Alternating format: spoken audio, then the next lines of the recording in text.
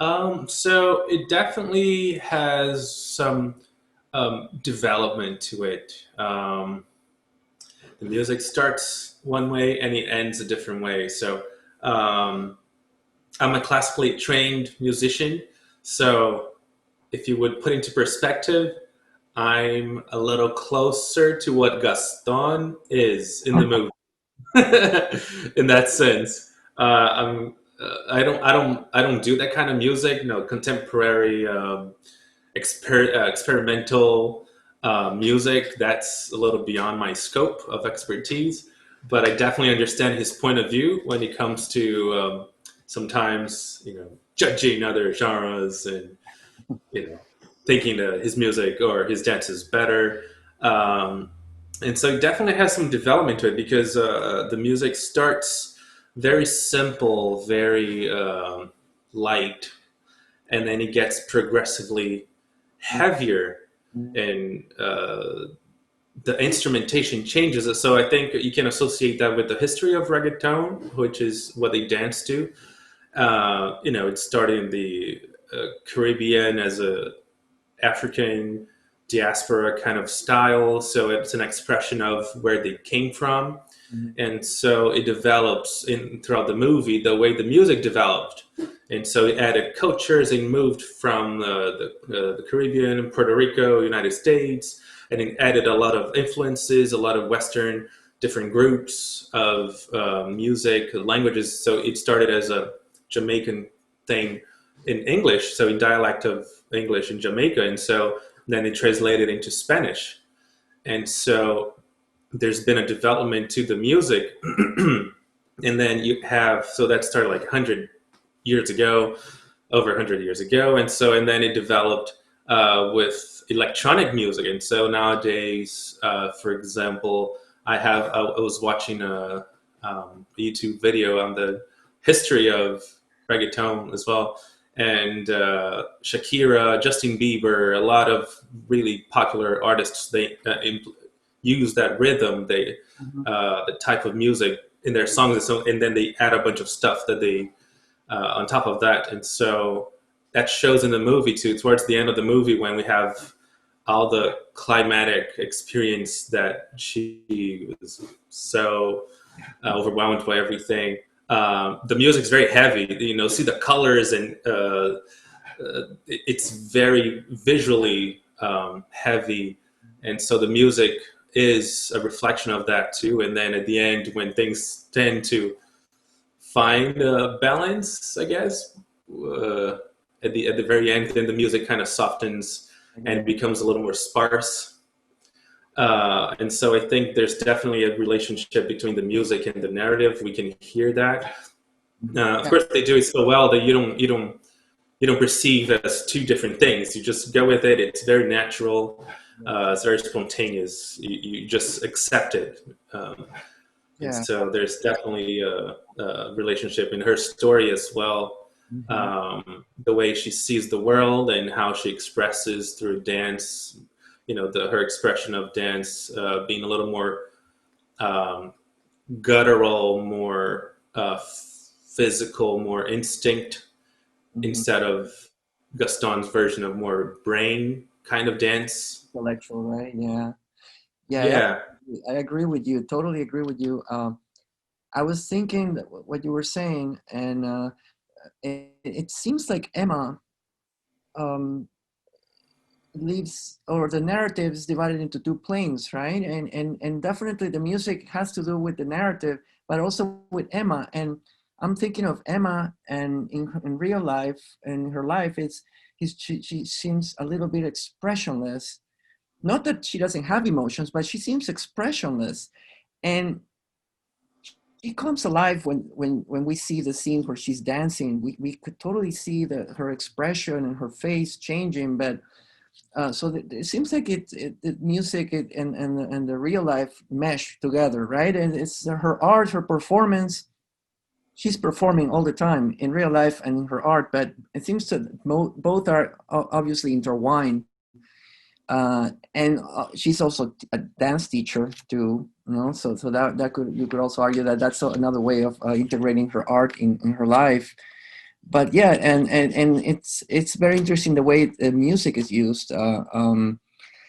And about Gaston's attitude towards reggaeton, it's interesting because you could also divide this into a sort of intellectual high art and popular uh, low low class low art.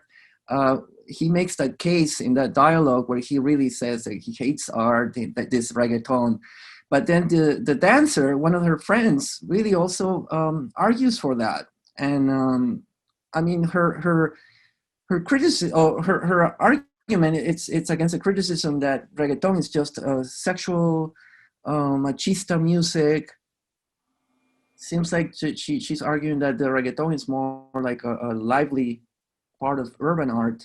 Hmm. um, and she keeps arguing with Gaston that you should go out, you should get out on the street, right? You're out of touch, basically, right? So yeah, that was quite interesting to hear. Yeah, it's we have that discussion. So I'm from Brazil, and I grew up in Brazil, and we have the same discussion there.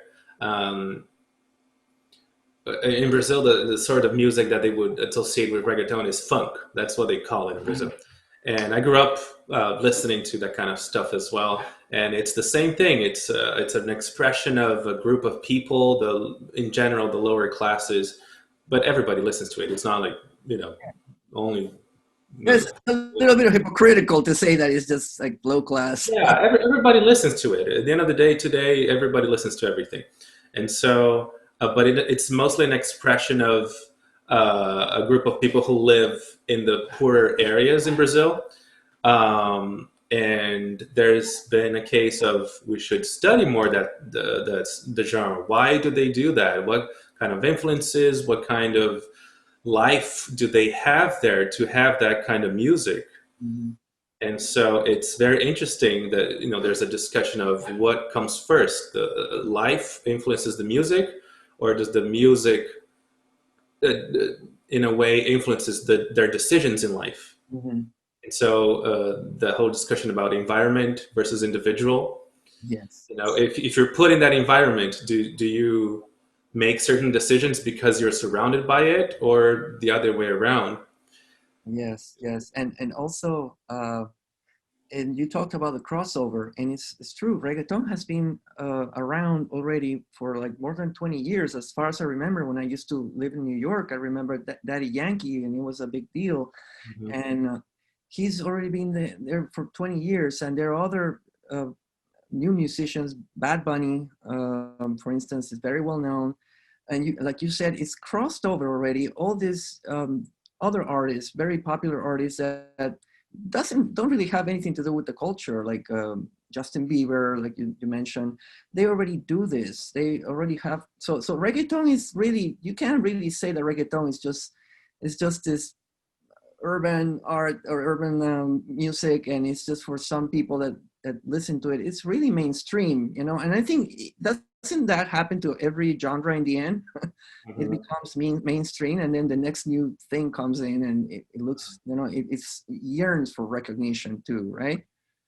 Yeah, yeah. There's definitely, I think, it is definitely mainstream, but there is a level, I think, of carnal to it. It's very physical. It's very maybe sexual. It is definitely sexual in the movie, uh, and so there's definitely a sense of it's grounded. It's very earthy. Mm-hmm. It's a genre that you don't have to think too much to do it. I think that's the point. You have to feel, right? That's the point. Yeah, You have to you feel it. just follow your whatever your body does. Mm-hmm. I guess that's the point. And Gaston's idea is more of a intellectual kind of dance where you you may not your body might do simple movements, but the concept of the dance, the concept of what it represents, it takes a lot more um, to understand, to appreciate, maybe. Absolutely. And the issue of performance too. We don't know what happened with Polo, the boy, and the fire. But the first scene was very poignant. We see her performing. I mean, I think that is a performance. This is how I viewed it. And then she gets this flamethrower, and then she's performing, but using this also as a bait for Mhm. the husband, right? That's how she's gonna meet him. But she uses this as performance too. So that's kind of murky in the movie. We don't really know. Yeah. Polo is obviously part of this. There's a situation here, but he's not the focus of this. It's the focus is her. So I would like to invite participants to ask questions. If you have any questions, please write them down. I think there's definitely, uh, as a parent, I think we all start seeing things in a different way. And so I think there's a lot of background story that we speculate, I guess. We don't know. We will never know, but we speculate in order to understand what her decisions are. Because it's very interesting where she comes from and where she's going, and you have to speculate a lot of things. You have to assume a lot of weird things. And we don't know. Absolutely, and I think the other aspect of the film that we should obviously mention is Emma herself, Mhm. and she's definitely a character that's very I don't know. It gives you. There are all these emotions and these reactions that people have after at the end of the movie when we see what she's done, and I'm sure there will be negative and positives. Is she misguided? Is she dishonest? Is she a savior? Is she does she have any redemptive qualities? All of these things are arguable, and she's all over the place. And the end is, I think, is interesting to see how she basically solves this. Right? She solves this situation in her own way. So that's another issue. Are there questions? Does the audience have questions? Please type your questions. We'd like to. I would like to ask actually, everybody who's watching, how did they end up? Like, what did they feel at the very end when they see that she's still burning things? I think nowadays we see a lot of these movies. They're supposed to be provocative. They're not supposed to make you feel comfortable with a happy ending. You can go a lot of different ways, and so I wonder what people thought at the end. Exactly what you mentioned. What is she? What does she represent? Because I think we will all have different perspectives where we are, depending on where we are in life. I think. Yeah, it's interesting. If you could please type your questions. The idea that Emma is somehow tearing down at society's structure, right? She is going against a lot of things that a young woman goes against, like society. She got in trouble with her son, and the society, basically the government, takes that away from her. Also, not coming from a very traditional relationship with her husband, Gaston, definitely very unconventional, to say the least. So there's this going also against a heteronormative family. So Gary, would you please ask your question, Ali? Yeah, thank you. Thank you to both of you for the film and for your response, Dr. Godoy. I guess I am actually responding to your question because I approach film usually from a perspective of gender and sexuality studies. And yeah, I mean, Dr. Castillo is right. I mean, she's going against heteronormativity in many ways, but I was a little troubled. And I was troubled by the film because it seems to set up these dualisms, these dichotomies between civilization and culture and order and its opposite, whether that be destruction, chaos, sometimes associated with art, but also associated with, as you say, instinct. And that seems to align very much with non-heteronormative sexuality in here too. So I'm kind of wondering, probably you two of you don't know the answer to this, and I don't expect you to, but I'm just wondering if anyone knows anything about the response of the LGBTQ community to this film, or how it plays into sort of discourses in Chile or other Latin American countries related to that. Well, I looked for this film, and it was released last year in Chile. It had obviously good reviews, but Chile is a very conservative country in Latin America in general. So didn't find much about that, what kind of response it had from these groups. Pablo Larraín is well regarded. Now, this film was released this year, and unfortunately, because of the pandemic, it didn't have a wide release.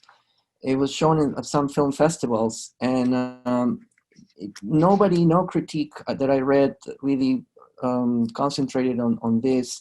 I think it needs time. It needs more time to be distributed and released, and that way, I think it will take flight. But yeah, I didn't find much about it, and I'm curious to learn more. But it's a really recent film, and it was just released last year, so not much about it. But yeah, I expect that they will talk about it. Yeah, I think I can. My experience has been it's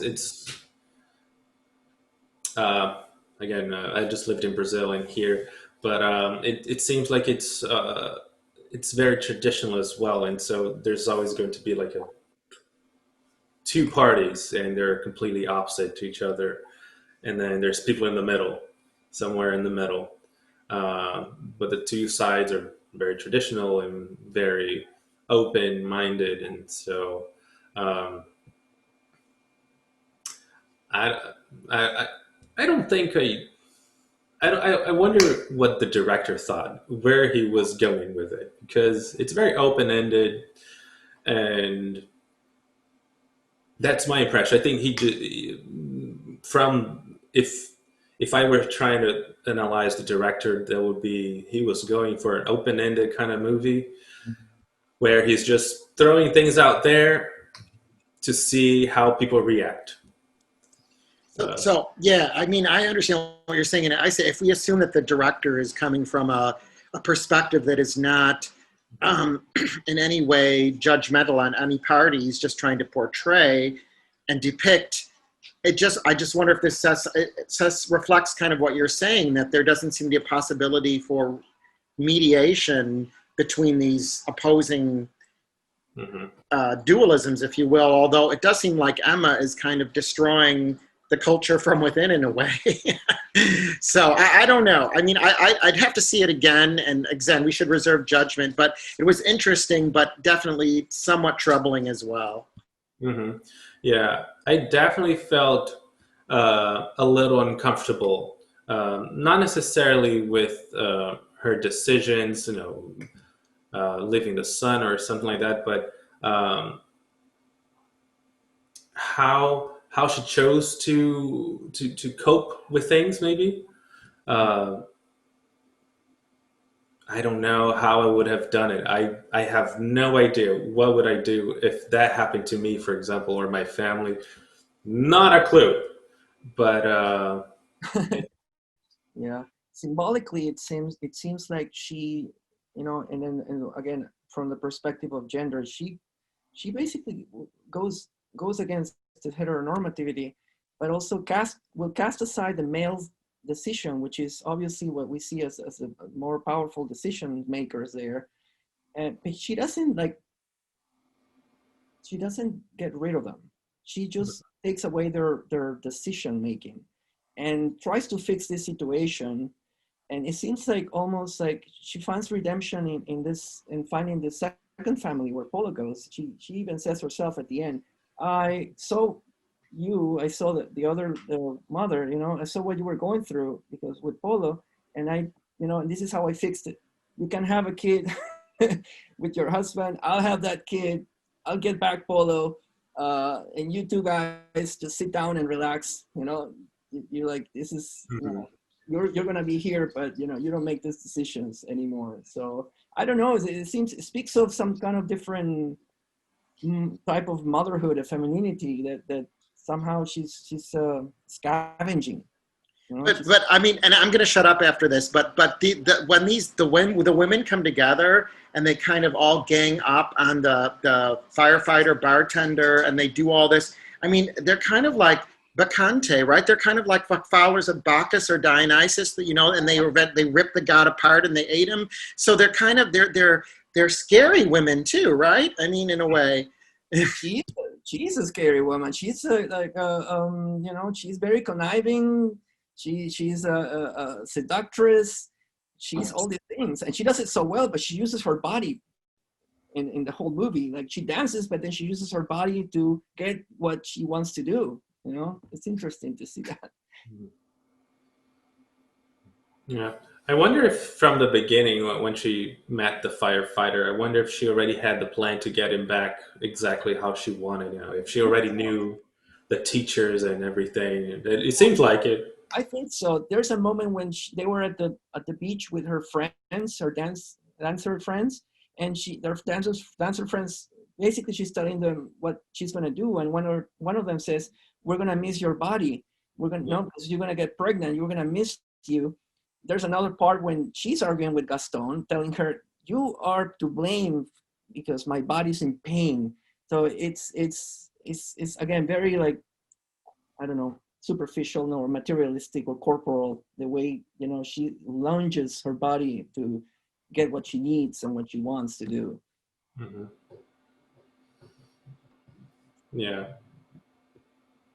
All right. And Ali made a comment, interesting comment about everything she burns. Basically, it seems to be kid friendly things, right? She burned the car, then she burned the stoplight, and then burn some kind of mechanical amusements that had there.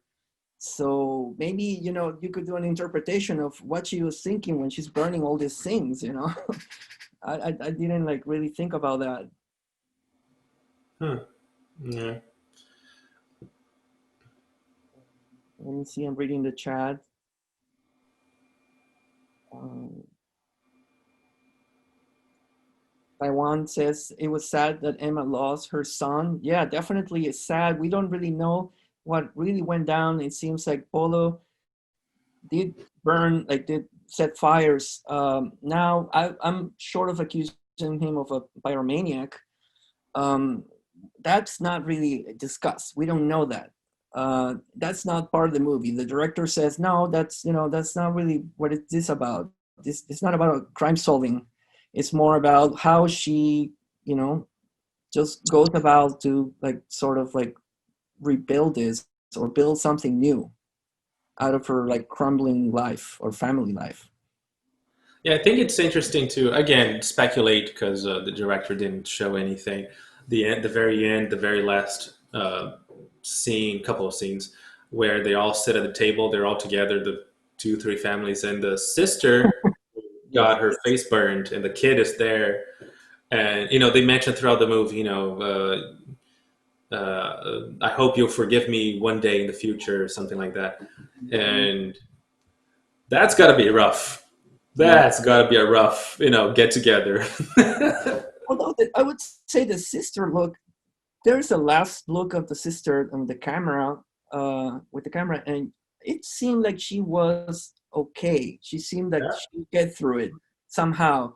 She wasn't, in the end, I mean, she was blaming the kid in the beginning, but I think in the end, she seemed to be okay with everything, how it turned out. Um, Strangely enough, the mother, the other sister were just like their jaw dropping. You know, they didn't know what did you did all this, um, but I guess nobody really like, you know, nobody left the table. Nobody like complained in the end. Everybody seemed to accept that this was some sort of solution. I don't know if it's the best solution, but it's some that's sort of solution. that's their new normal.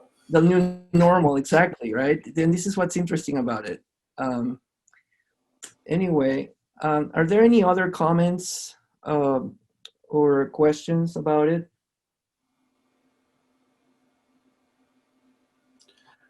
Yeah, I think it's interesting if people want to comment that different age groups will react differently, and so we see some things because we have experienced things in life, better for better or worse, and then younger people who just got in college or something that might have different perspective because they have experienced different things, and so it's always interesting to know the Yeah, younger. like millennials. What do you think about this, right? I mean, I'm not a millennial, so I cannot really, think. I'm more like of a Gen Xer, but certainly strange, but not really strange if you think about how things are right now in terms of the LGBTQ movement um, and me as a professor experiencing this with students that and I think I'm like I'm happy to see that students are able to declare their own gender and see how that's changing. This didn't happen a few years ago, and now this is possible. The university is allowing this. I think it's a good step. I can't speak of their experience, but I as a professor I've seen this. So it's definitely millennials are in a different Mhm. in a different I don't know, a different perspective, right, than compared to what it was even 10 years ago, even 5 years ago. Yeah, absolutely. Let's see. Do you think that the burning could be connected to the phoenix? That could be possible. Somebody asked that question, like the phoenix as in like the mythological phoenix that arises from the ashes. um Trying to think. It's definitely performance, and like I was telling Ali that she made a comment about the burning. It's a performance, but you could maybe look back into the movie and see if every instance where she burns something connected to the scenes before, right? Because as Guilherme mentioned, the music and the dance is really integrated in the way that how they're feeling, right? You can follow the narrative, and then they cut into a dancing scene, that really like sets the mood, and it's part of it. So probably you could go back and interpret every instance when she's burning something and related to the narrative itself, like how's that, why burning the car here? We know that it's because that's how he's gonna get, I guess, a car symbol of movement. I don't know, I'm trying to think. And then that's where she meets the firefighter, the husband, um, burning the the the mechanical amusements. I'm not sure if exactly what. I would have to look into it, but I'm sure there's some connection. Nothing. I don't think anything is just random, especially with Pablo Larraín. If you've seen his other movies. I wonder, for example, if you think of the music reggaeton, it's become very sexualized. In some artists like Pitbull, he uses it and it's very sexual. Um, I wonder if, for example, that could be an expression of when you associate with the burning of things. Mhm. That's an expression of freedom that she's expressing however she wants, or if she's actually a byproduct of actually being still objectified by the music or by the dance, and so the burning is a negative. Mhm. Somehow she, yeah, subconsciously thinks that might be something negative in her life, Yeah. or if that's if she chooses to do that as a symbol of freedom. Yeah, and related to that, and now I remember a scene where they find she builds this flamethrower, right? And one of her friends is asking her, and they have all these sexual, if you psychoanalytic, if you want, talking about like the flamethrower as like the dinosaur, the ejaculation of a big dinosaur, and they have all these sexual metaphors about throwing flame, and they think it's amazing. They feel empowered, although it's supposedly a male, right? A male sort of like metaphor, but still they appropriate this. They appropriate it very much. Okay, Gary mentions on the chat that the Phoenix idea is a really good one, given the reference in the film to the farmers who burn their fields in order to plant again. Yes, there's a mention of that. However, it seems that the point of being able to plant the seed again is sexualized. It is more about the act of them procreating. Yes, and there's that, right? There's a procreation there for sure, and a lot of sex, a lot of sexualization of the body. So yeah, I think that it's certainly something that you could make an argument about the Phoenix. Okay, so I don't see any more questions. So let's just wrap up. Guilherme, thank you so much for coming. It was been very interesting movie and very interesting conversation with you about music and dance in this film. And I'd like to invite everyone for the next film. It's next Tuesday. It's a documentary about the Amazon, and it touches upon environmental topics for sure. And we'll have also a guest speaker, a professor of marine science that will try to help us navigate this topic. Everybody's invited. Thank you so much. I don't have anything else to say. And we'll hopefully see you next Tuesday. Thank you all.